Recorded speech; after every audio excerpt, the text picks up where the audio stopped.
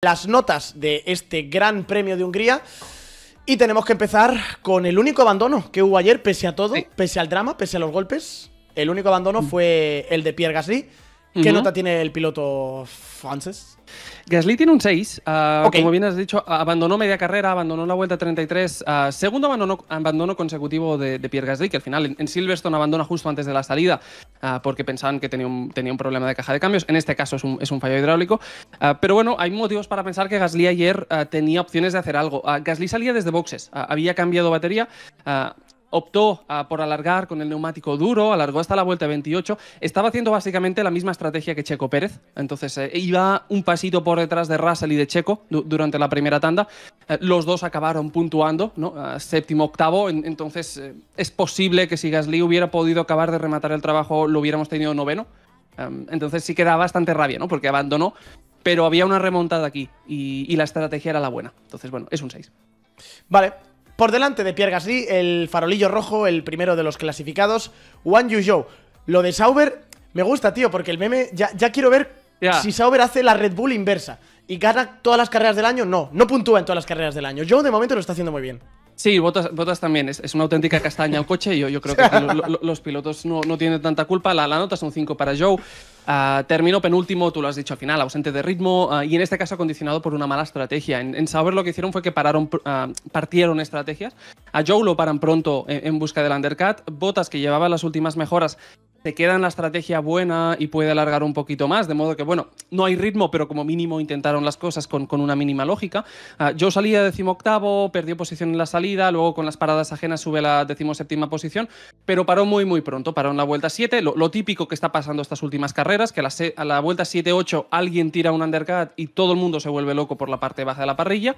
Volvió a pasar en el Gran Premio de Hungría, y sí que esa parada podía ayudar a Valtteri Bottas incluso, porque claro, a base de paradas en la parte baja de la clasificación, toda la gente que estaba orbitando la 10ª posición podías tener espacio para hacer tu pit stop cuando llegara el momento, ¿no? Y saber que no ibas a caer en tráfico, saber que podías tener aire limpio.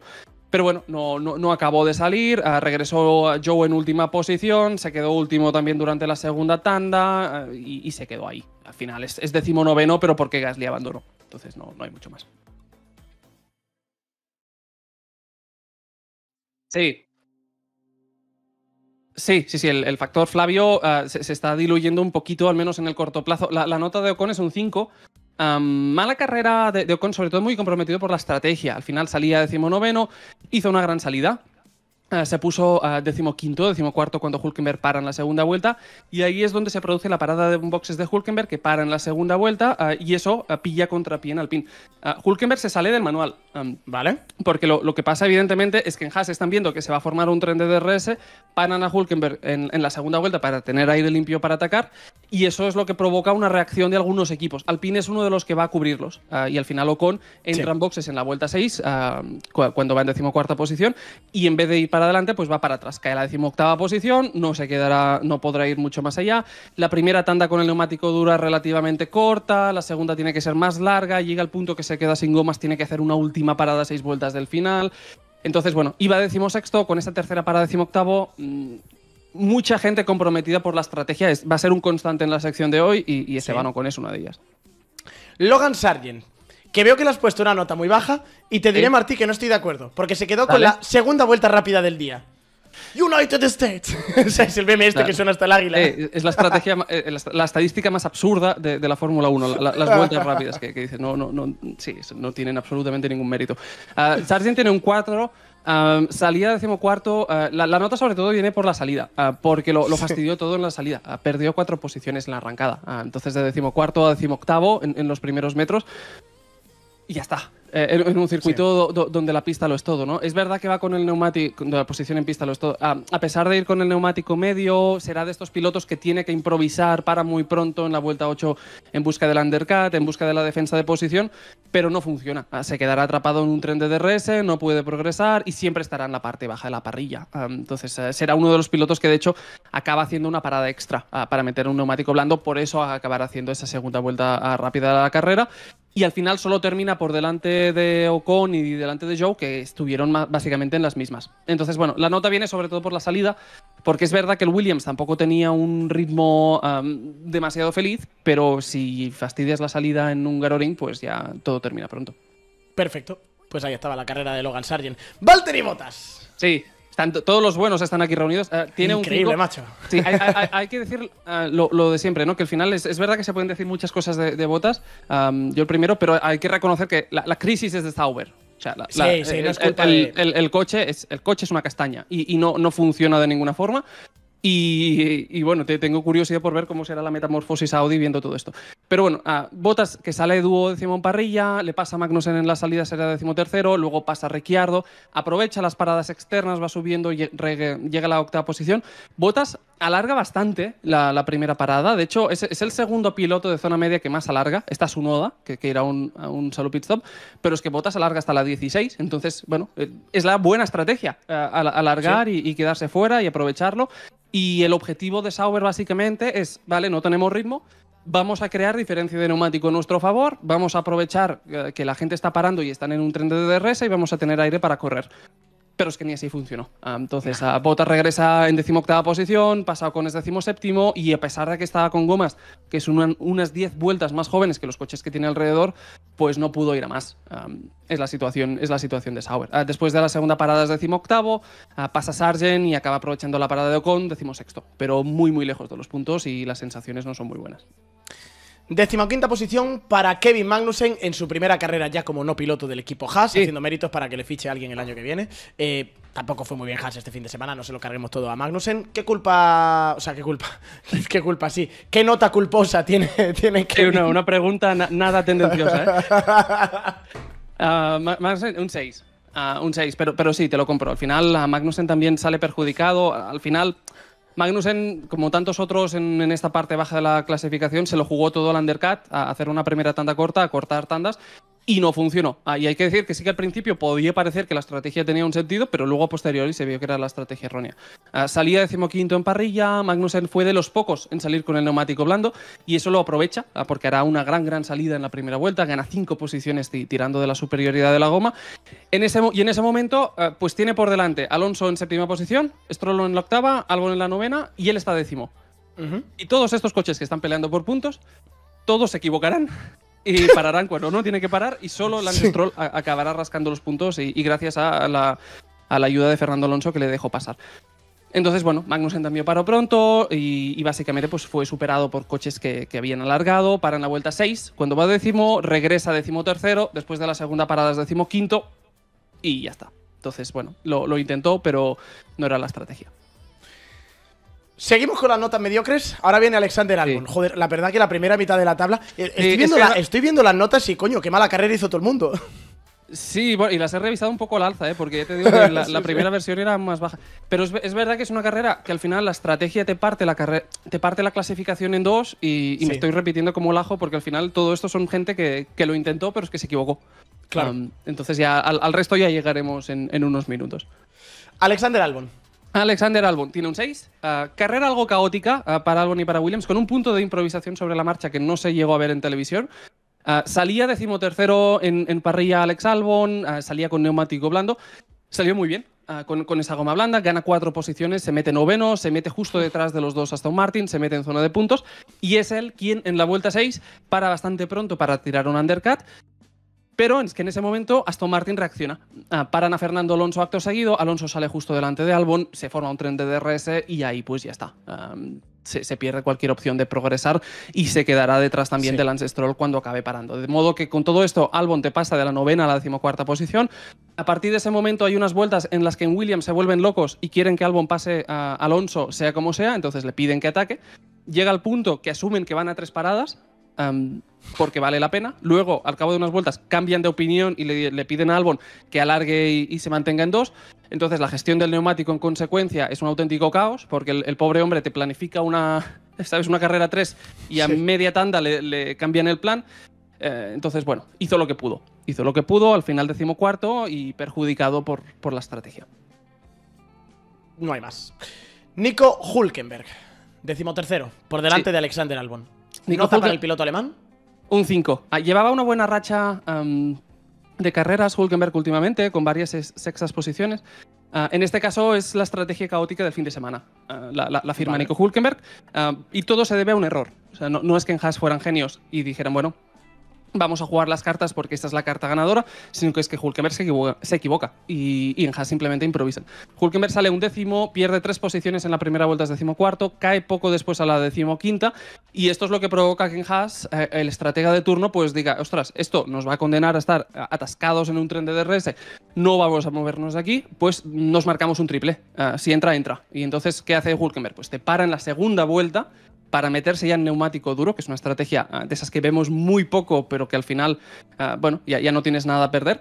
Sí. Y hay que decir que le funciona. Porque es verdad que la gente reaccionará y sobre la vuelta 6-7 todo el mundo empieza a responder y a proteger el undercut, pero como Hülkenberg tiene esas 4 o 5 vueltas en las que más o menos tiene aire limpio, pues puede progresar. Y de hecho, de verse decimoquinto después de la mala salida, llega a ser un décimo. Gana 4 posiciones cuando todo el mundo ha servido la primera parada. Sí que es verdad pues que tiene las gomas muy usadas, entonces Alonso lo puede pasar, Hülkenberg cae a la duodécima posición, está ahí después de la segunda parada, pero entonces lo pasa a Stroll y lo deja decimotercero. Entonces, bueno, termina 40 segundos de los puntos, un error de piloto claro en el momento de la salida, rompe bastante la racha de grandes actuaciones que había estado haciendo Nico Hülkenberg, pero bueno, el equipo se marcó un triple, estuvieron cerca de hacerlo. ¿Y quién terminó por delante de Nico Hülkenberg? Daniel Ricciardo, 12ª posición, sin puntos. Sí. Nota del piloto australiano. Sí, otro 5. Duodécimo con Tsunoda dentro de los puntos en 9ª posición, ¿no? Que es la típica comparación pues que no te hace quedar demasiado bien. Y hay que decir que Ricciardo salía por delante.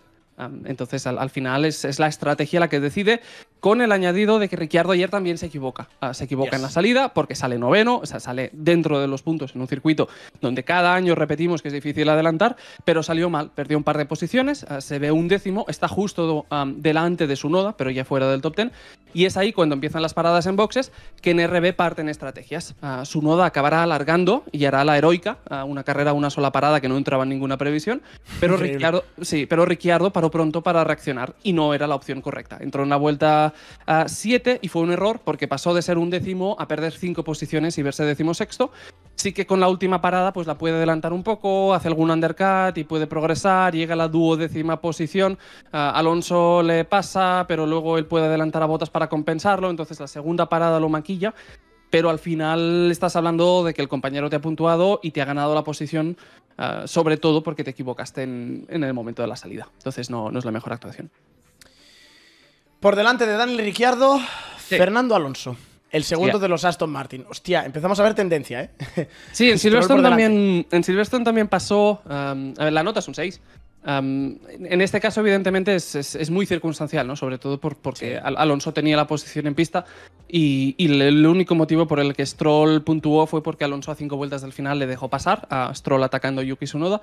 Y es verdad que Stroll entró a distancia de DRS, también es verdad que Stroll después de la curva 4 sabía que no iba a pasar, entonces si me preguntas a mí, había margen para que Stroll le devolviera la posición, pero bueno, no han querido. Alonso fue el primero que no quiso hacer sangre ayer, porque al final ya ves tú la importancia que tiene esto.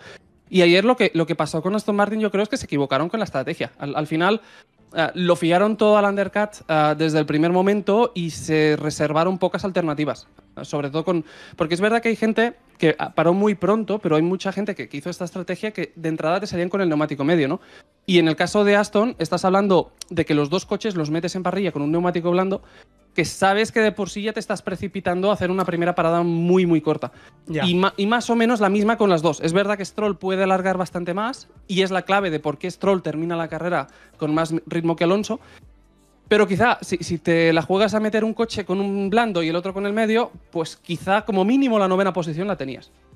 Yo creo. Entonces, bueno, Alonso sale séptimo, pasa Sainz en la salida sexto, pero le vuelve a pasar, entonces Fernando regresa a la 7ª posición, es líder de la zona media durante esas primeras vueltas, hasta que en la vuelta 7, para protegerse del undercut, regresa a la 12ª posición, pasará a Hülkenberg, será un 10º, pero a partir de ahí ya se le ha colado por delante pues gente que está en otra estrategia. Estamos hablando de Yuki Tsunoda, que está haciendo una parada que no entraba en ninguna previsión, y estamos hablando sobre todo de Russell y de Checo, que han alargado, y también de Pierre Gasly, que si no llega a ser por el abandono, seguramente también habría terminado por delante de los Aston Martin.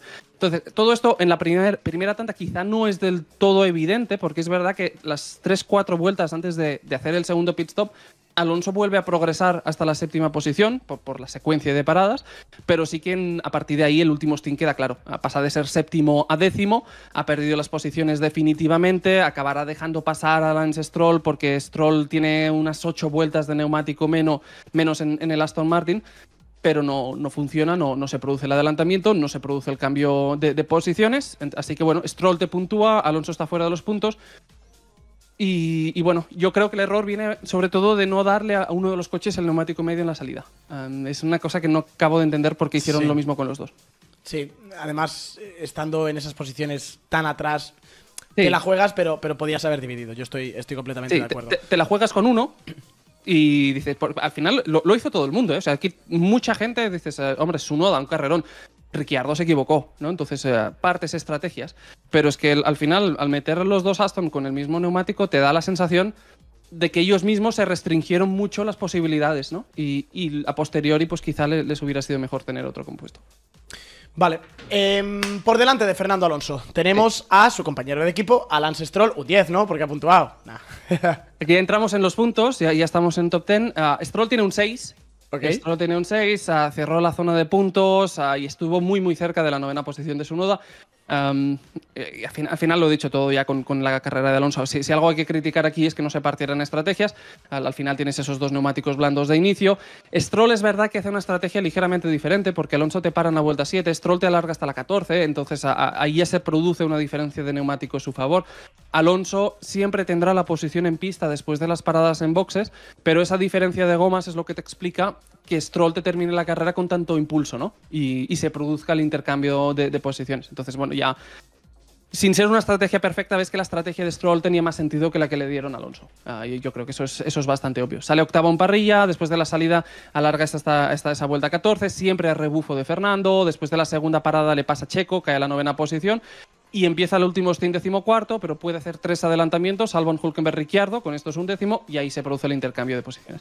Se quedó un par de vueltas de pasar a Tsunoda, pero quizá con otro compuesto de salida con el neumático medio, la 9ª posición yo creo que era bastante suya, independientemente de todo.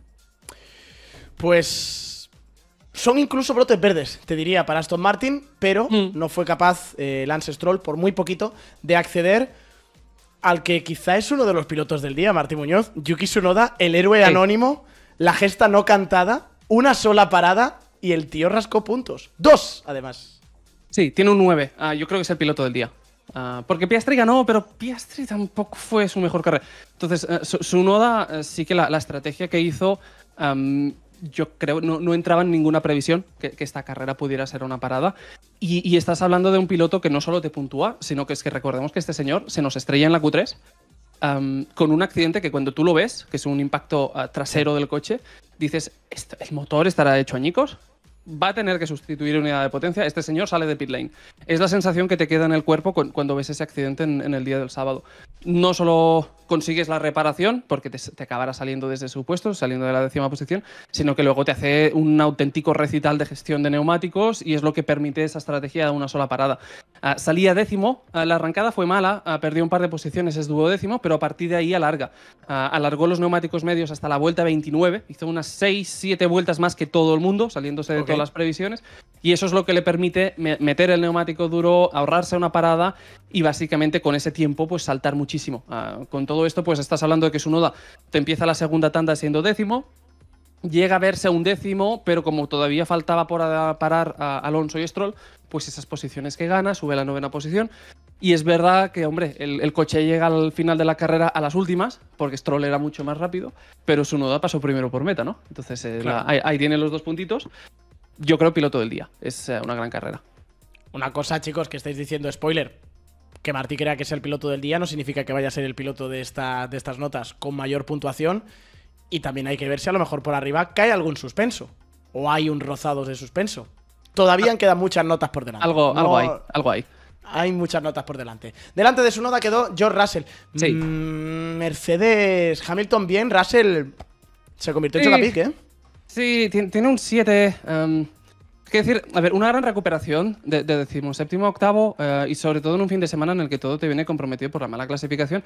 Recordemos qué pasó, recordemos que Russell se queda fuera en la Q1 en un asfalto que está mejorando muchísimo al final de la Q1, pero porque se produce un error de combustible. En Mercedes no tenía combustible para más. Entonces Russell tuvo que terminar la Q1 unos instantes antes que sus rivales.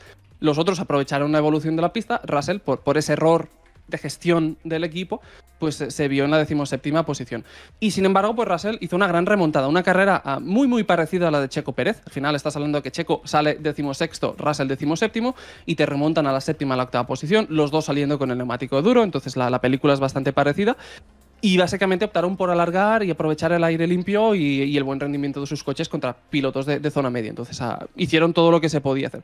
Salía 17º, hay que decir que Russell lo hizo muy bien en la arrancada, pasó a Checo, entonces dentro de esa pelea interna se pone 16º y está delante, alargará hasta la vuelta 33, cuando está en 7ª posición. Con todo esto te permite recuperar o consolidarse en la 8ª posición, pero ahí pierde la posición contra Checo porque Checo para unas 5 vueltas antes esa parada en boxes, la primera parada en boxes de Checo. Ahí es donde se vuelven a ordenar los dos coches. Checo acierta para 5 vueltas antes, Russell se queda demasiado tiempo fuera y entonces el Mercedes acaba perdiendo la posición, regresa en la 8ª posición.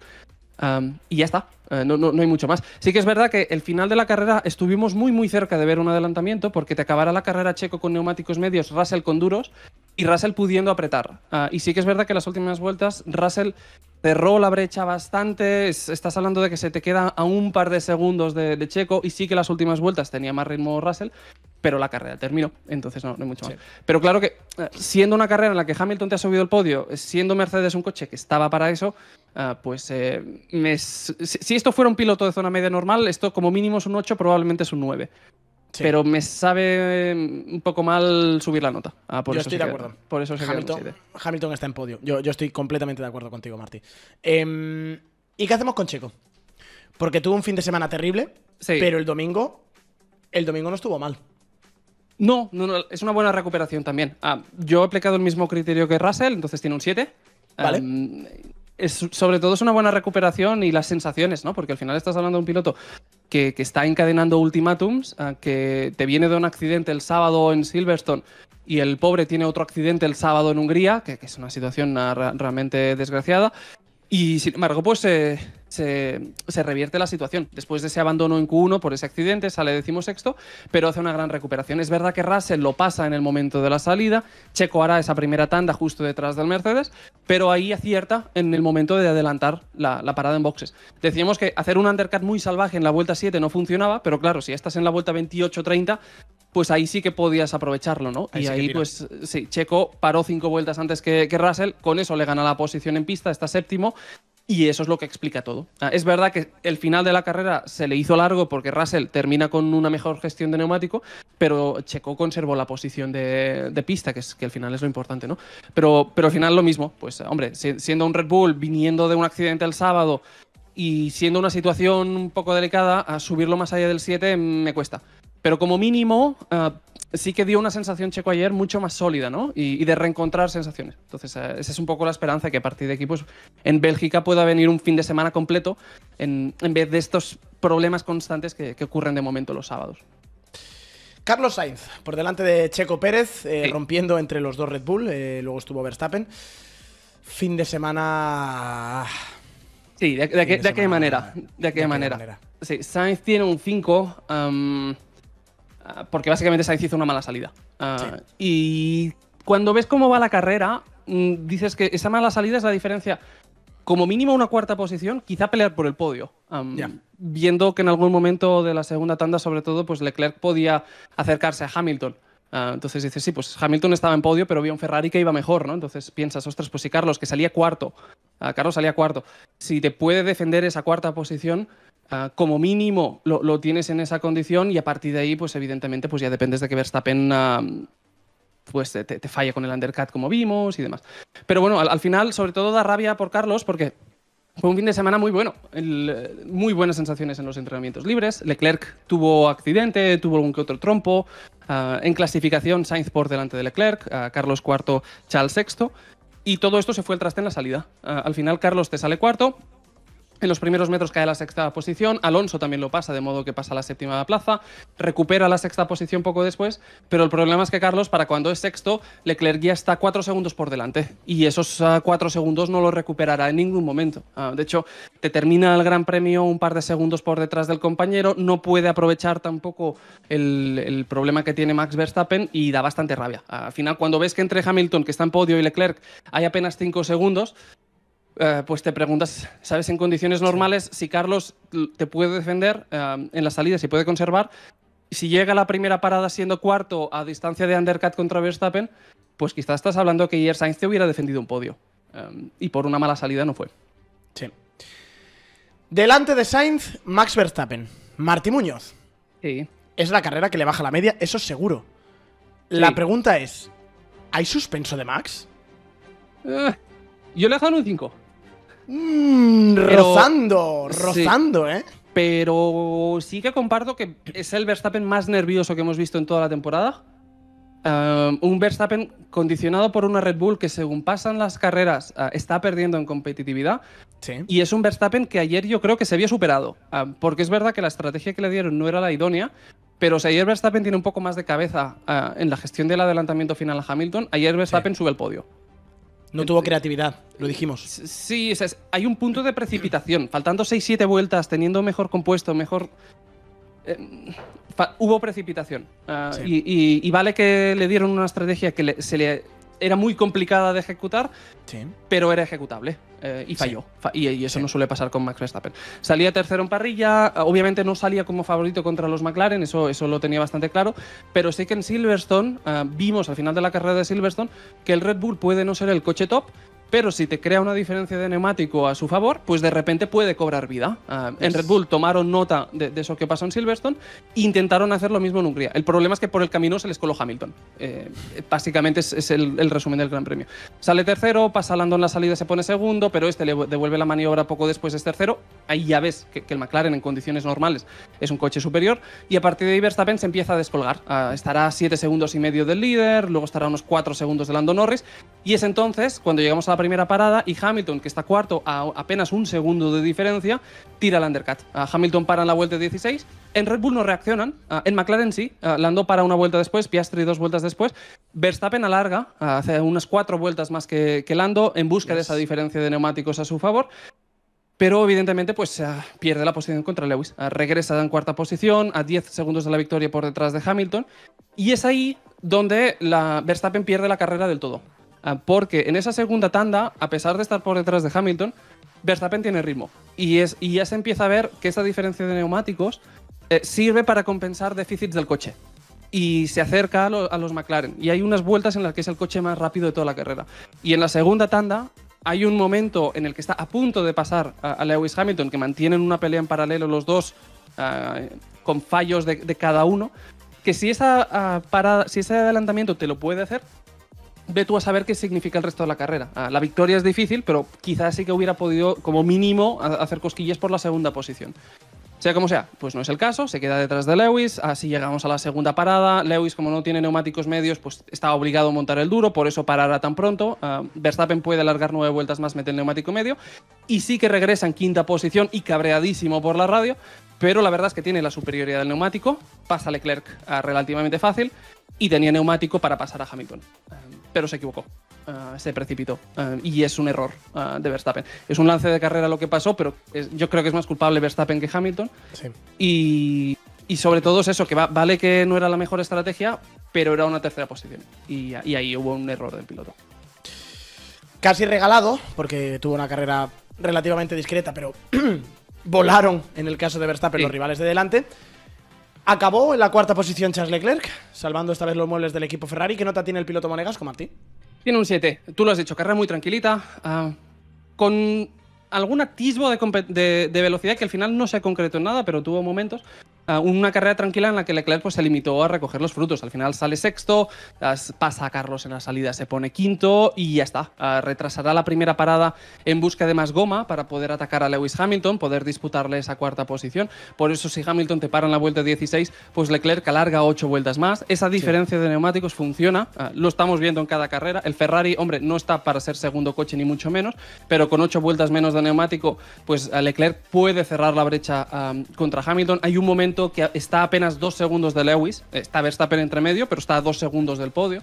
Entonces realmente se ve que el Ferrari con la estrategia tenía una posibilidad.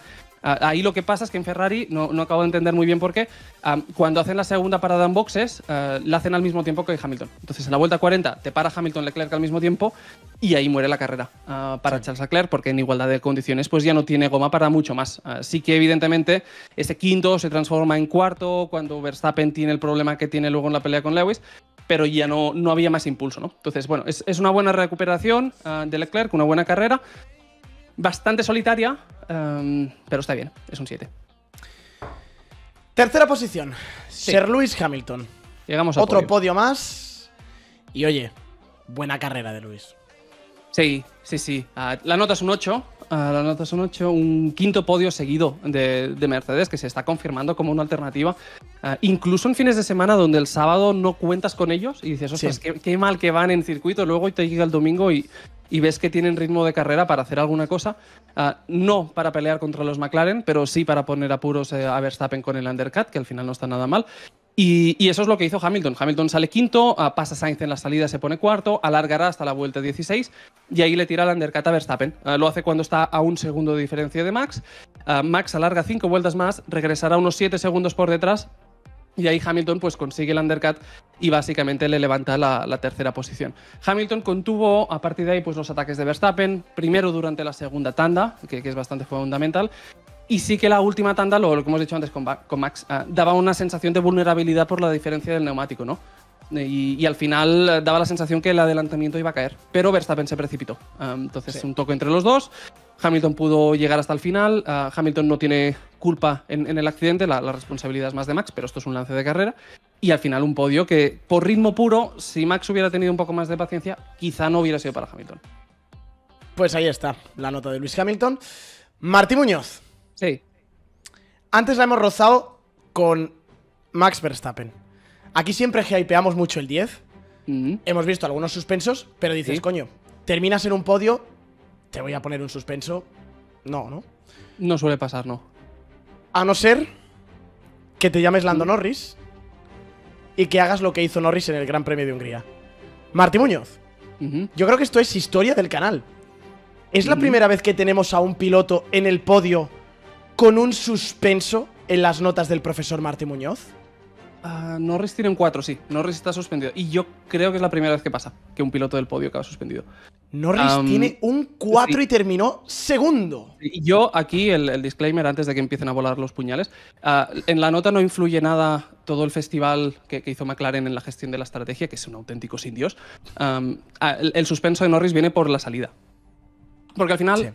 la carrera del Gran Premio de Hungría de Lando es una historia que ya hemos visto este año y la vimos en el Gran Premio de España, donde una gran posición de salida, una pole, en un circuito donde es difícil adelantar, no sirve de nada porque Lando comete errores. Sí. Y en este caso, en España es verdad que lo he revisado antes, le puse un 7, pero es verdad que Lando, tú empiezas a revisar carrera a carrera el número de errores que está cometiendo este año y es muy inusual que un piloto tenga un coche para pelear por victorias de una forma tan regular y en cada carrera pase algo. Sí. Y yo creo que por insistencia y reiteración, valga la redundancia, pues es un suspenso. Porque evidentemente esta pole es la victoria y la pierde porque lo pierde. Al final es toda esa aproximación a la primera curva. Le pasó en Momeló, le ha vuelto a pasar aquí. Y es verdad que es la alternativa a Verstappen en el campeonato, pero Norris es muy frágil. Y está cometiendo una de errores este año que es un auténtico festival. Entonces, bueno... Lo dicho, salía primero, en la salida sale mal, cae a la tercera posición, pasa en la segunda porque puede adelantar a Verstappen. A partir de ahí es la sombra de Oscar Piastri y luego vimos lo que pasó, que McLaren prefería afrontar las dos paradas, en las dos lo hizo igual, parando primero el que iba por detrás para protegerse, decían ellos, por si ocurrían fallos en boxes. Querían tener esos segundos de margen pues para poder salvar la posición. Pues ¿qué pasó? Pues que la gestión de la segunda parada fue un auténtico festival, le hicieron un undercut a Piastri, que al final Lando se comportó bien, pero no sin antes demostrar que era el piloto más rápido. Y lo demostró antes incluso de la segunda parada, porque ya en la segunda tanda Lando era más rápido que Piastri, se estaba acercando. Lando era el McLaren más rápido en pista ayer. Lo demostró en la segunda tanda y quiso hacerlo público en la tercera, porque sí que cuando le dan la orden de devolver la posición a Piastri, la diferencia entre los dos es de 3 segundos y medio, la diferencia crece hasta los 6. Antes de que, a pocas vueltas del final, pues Norris acata las órdenes y deja pasar al compañero y al final hace lo que tiene que hacer. Entonces, bueno, Lando era el más rápido, pero es que el suspenso no viene por la gestión de todo el sin Dios estratégico, sino que viene por un error más en una salida y una victoria más tirada a la basura. Y son demasiadas, y esto es Fórmula 1. Esto yo creo que es muy simple, Martí. Si Lando sale bien, ayer no hay ninguna polémica en McLaren. Ya está. Sí, y sobre todo es eso que dices, ostras, es que... a ver, que no solo es Lando, porque luego tienes Canadá, tienes Silverstone, hay momentos en los que el equipo también te falla. Pero es que son muchos fallos. Son muchos fallos. Y al final es un circuito en el que si haces las cosas bien, ganas la carrera. Y si se te escape de esta forma, pues da rabia, da rabia. Y es verdad, yo estaba revisando las notas de las últimas carreras de Lando. Las notas generalmente son positivas, pese a todos estos micros errores. En esta, mira, para compensarlo he tirado bajo. Y no. 4. Yo estoy de acuerdo contigo. Y hay que ver una reacción. Porque si no, ya no es este año. Es que no sé si Lando va a poder luchar por un campeonato si no madura y si sigue cometiendo estos errores. Sobre todo porque el que tenía al lado estaba dormitando, pero ayer se convirtió en el 7º ganador de la temporada 2024 de Fórmula 1. Sí. Con la circunstancia final, pero entiendo a Martí Muñoz que hay buena nota para el ganador de la carrera. Sí, hay buena nota, es un 8. Oscar Piastri tiene un 8. Me cuesta subirla y vamos a explicar. Porque ganó, pero que se entienda con todo el cariño del mundo. Pero ayer Oscar Piastri se vio en directo que estaba liderando una carrera y que por primera vez iba a ganar. Porque el pobre se te va en la curva 12, que tiene un momento en la escapatoria. Cuando el equipo se la juega con el undercut, está a punto de perder el coche en el tercer sector. Durante la segunda tanda, cuando se consolida definitivamente en cabeza, empieza a perder rendimiento. Entonces, ayer los nervios le pudieron. A Piastri. Y lo vimos. Yo creo que vimos una actuación un tanto irregular, seguramente atribuible pues, a que el pobre hombre estaba procesando muchas cosas al mismo tiempo. Pero eso no quita pues, que es la primera victoria de un piloto que, a pesar de ser de segundo año, yo todavía lo definiría como rookie, siendo la Fórmula 1 moderna como es, y que es un piloto que tiene un recorrido brutal y que yo creo que en un futuro medio plazo le puede poner las cosas muy difíciles a Lando Norris. Y está creciendo Oscar Piastri. Entonces, bueno, es un pasito más en el camino y una victoria cimentada en la salida. Al final sale segundo, le gana al interior a Lando Norris en la salida, se pone primero y a partir de ahí a dominar. Es verdad que después de la primera parada, a mitad del segundo stint, el rendimiento de Piastri baja un poquitín. Es verdad que se produce esa salida en la curva 12. Es verdad que la gestión de la última parada, pues falta ritmo puro contra el compañero. Está a punto de perder el coche en el tercer sector. Pero bueno, al final todo esto es atribuible a los nervios. Yo creo que estamos viendo un piloto que está procesando y todas estas cosas pues las tiene aquí, pero de aquí a unos meses ya no las tendrá. Entonces es una gran carrera, es un 8, no es un 9 por estos pequeños errores, pero ya llegará el momento de ver al gran Oscar Piastri, que yo creo que está de camino.